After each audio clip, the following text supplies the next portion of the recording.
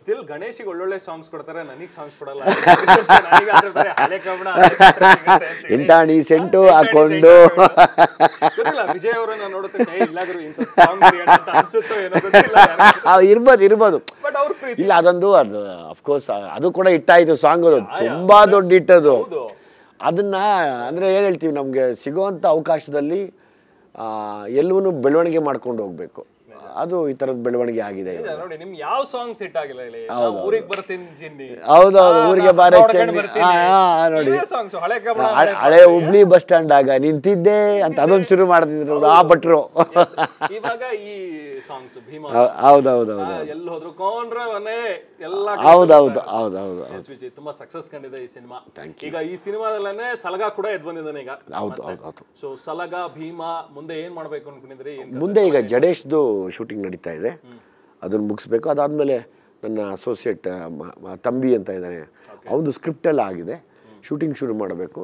ತುಂಬ ಪ್ಯಾಷನ್ ಇರುವಂಥ any producers ಬಂದರೆ ಮಾಡ್ತೀನಿ. ಅದಕ್ಕೆ ಪ್ಯಾಷನ್ ಇಲ್ದಿರೋ ಇಲ್ಲ ಮಹೇಶ್ ಡೈರೆಕ್ಷನ್, ಮಹೇಶ್ನ ಜೊತೆ ಒಂದು 4 ವರ್ಷದಿಂದ ಇದ್ದಾನೆ, ಅವನಿಗೆ ಮಾಡ್ತೀನಿ. ಪ್ಯಾಷನ್ ಇರುವಂಥವ್ರು ಬೇಕು, ಸುಮ್ಮನೆ ಬಂದು ಅದ್ಯಾಕೆ ಇದ್ಯಾಕೆ ಅಂದರೆ ಆಗಲ್ಲ ಇದು. ಸೊ ಇಲ್ಲಿಂದ ಆನ್ವರ್ಡ್ಸ್ ಜವಾಬ್ದಾರಿನೂ ಜಾಸ್ತಿ ಇದೆ, ಯಾಕಂದ್ರೆ 2 ಸಿನಿಮಾ ಹಿಟ್ ಆಗಿರೋದ್ರಿಂದ 3ನೇ ಸಿನಿಮಾ ಕೂಡ ತುಂಬಾ ನಿರೀಕ್ಷೆಗಳನ್ನ ಬಿಲ್ಡ್ ಮಾಡಿ. ಆಫ್ಕೋರ್ಸ್ ಟೈಮ್ ತಗೋತೀರಾ? ಇಲ್ಲ ಸರ್, ಇಲ್ಲ ಕೆಲಸ ಮಾಡ್ತೀವಿ. ಆಲ್ರೆಡಿ ಅದ್ರ ವರ್ಕ್ ಮಾಡಿಬಿಟ್ಟಿದ್ದೀವಿ. ಅದೆಲ್ಲ ವರ್ಕ್ ಆಲ್ರೆಡಿ ಮುಗ್ದೋಗಿದೆ ಮಹೇಶ್ದೆಲ್ಲಾನು. ಸೊ ಹಂಗಾಗಿ ಸ್ಟಾರ್ಟ್ ಮಾಡ್ತೀವಿ. ವಿಜಯ್, ಭೀಮಾದಲ್ಲಿ ತುಂಬಾನೇ ಹೈಲೈಟ್ ಆಗಿತ್ತು ಅಂತ ಹೇಳಿದ್ರೆ ನೀವು ಕೊಡುವಂಥ ಮೆಸೇಜ್ಗಳು ಸಿನಿಮಾದಲ್ಲಿ. ನೋಡಿ, ಒಂದು ಚಿಕ್ಕ ಮೆಸೇಜ್ಗಳು ಹೇಗಾಗುತ್ತೆ. ಒಂದು ಡ್ರಗ್ ಮೇಲೆ ಅಫ್ಕೋರ್ಸ್ ಇಡೀ ಸಿನಿಮಾ ಬಿಲ್ಡ್ ಮಾಡಿದಿರಿ, ಅದರಲ್ಲೇ ಡ್ರ್ಯಾಗ್ ರೇಸ್ ಬರುತ್ತೆ, ಹೋಗಿ ಹೇಗೆ ಜೀವ ಕಳ್ಕೊಳ್ತಾ ಇದ್ದಾರೆ ಮಕ್ಕಳು, ಅಂದರೆ ಯೂತ್ ಯಾವುದಕ್ಕೆ ಹಾಳಾಗ್ತಾ ಇದ್ದಾರೆ ಅನ್ನೋದು ಒಂದು. ಆ್ಯಂಡ್ ಸಮಾಜದಲ್ಲಿ ಇನ್ನೊಂದು ವಿಚಾರ ನೀವು ಹೇಳೋದಕ್ಕೆ ಕೊಟ್ಟಿದ್ದೀರಿ, ಈ ಕಮ್ಯುನಲಿಸಮ್ ಅನ್ನೋದನ್ನು.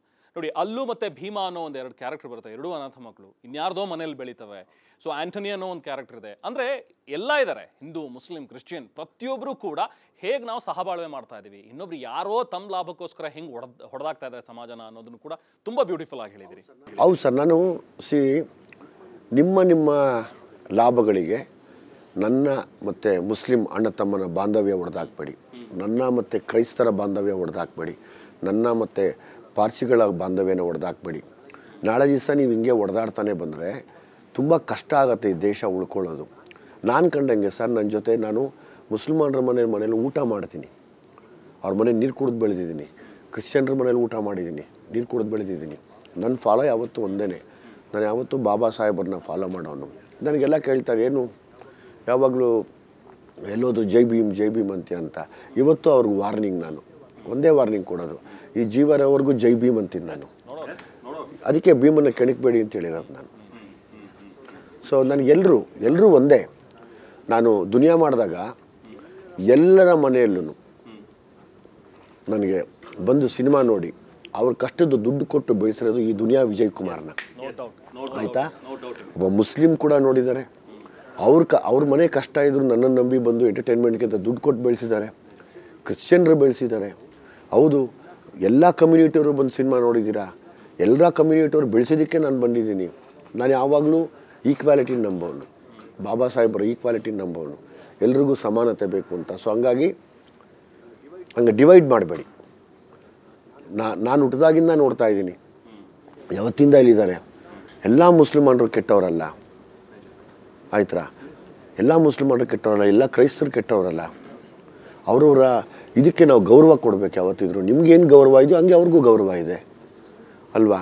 ಅದನ್ನು ನಾನು ಫಾಲೋ ಮಾಡ್ತೀನಿ. ನನ್ನ ಮೇಲೆ ಯಾವಾಗಲೂ ಅದು ಹೇಳ್ತಾನೆ ಇರ್ತಾರೆ. ನಾನು ಅದಕ್ಕೆ ಹೇಳ್ತೀನಿ, ತುಂಬ ಕೆಣಕ್ತಾ ಇದ್ದೀರಾ ಭೀಮನ್ನ ಅಂತ. ತುಂಬ ಜನದ ಕಣ್ಣಿದೆ ಈಗ ಭೀಮನ ಮೇಲೆ.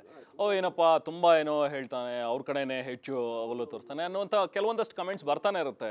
ಹೌದೌದು ಸರ್, ಇವತ್ತು ಪಾಪ ಅವರೆಷ್ಟು ಹಾರ್ಡ್ ವರ್ಕಿಂಗು ಅಂದರೆ, ನಿಮ್ಮ ಗಾಡಿ ಕೆಟ್ಟೋದ್ರೆ ಒಂದು ಸ್ಪೇರ್ ಪಾರ್ಟ್ ಹಾಕೋಕೆ ಅವರೇ ಬೇಕು, ಆಯಿತಾ, ಲೆಕ್ಕ ಹಾಕೊಳ್ಳಿ. ಅವರು ಅದನ್ನು ತಂದಾಕಿ ನೀವು ಇವತ್ತು ಬೆಂಜ್ ಓಡಿಸ್ಬೇಕು, ಇನ್ನೊಂದು ಓಡಿಸ್ಬೇಕು ಅಂತೀರ. ಅವ್ರಿಲ್ಲ ಅಂದರೆ ಕೆಲಸನೇ ಮಾಡೋಕ್ಕಾಗಲ್ಲ. ಸೊ ಹಂಗಾಗಿ ಅವರ ಮಧ್ಯೆ ಬೇರೆ ಈ ಕಮ್ಯುನಿಸಮ್ ವಿಷಯನೇ ತರಬೇಡಿ. ಯಾರೇ ಆಗಿರಲಿ, ಮನುಷ್ಯ ಅಷ್ಟೇ ಮುಖ್ಯ, ಮನುಷ್ಯ ಪ್ರೀತಿ ಅಷ್ಟೇ. ನಾನು ಆ್ಯಕ್ಚುಲಿ ಆ ಮನುಷ್ಯನಿಗೋಸ್ಕರನೇ ಮಾಡೋದು. ಈ ಸಿನಿಮಾ ನೀವು ನೋಡಿದ್ರೆ ಎಲ್ಲರೂ ಇದ್ದಾರೆ, ಎಲ್ಲ ಜಾತಿ ವರ್ಗಗಳ ಜನಗಳು ಒಂದೇ ಅಂತ ತೋರಿಸಿದ್ದೀನಿ ನಾನು. ನಾವೆಲ್ಲರೂ ಒಂದೇ ಅಂತ ತೋರಿಸಿದ್ದೀನಿ.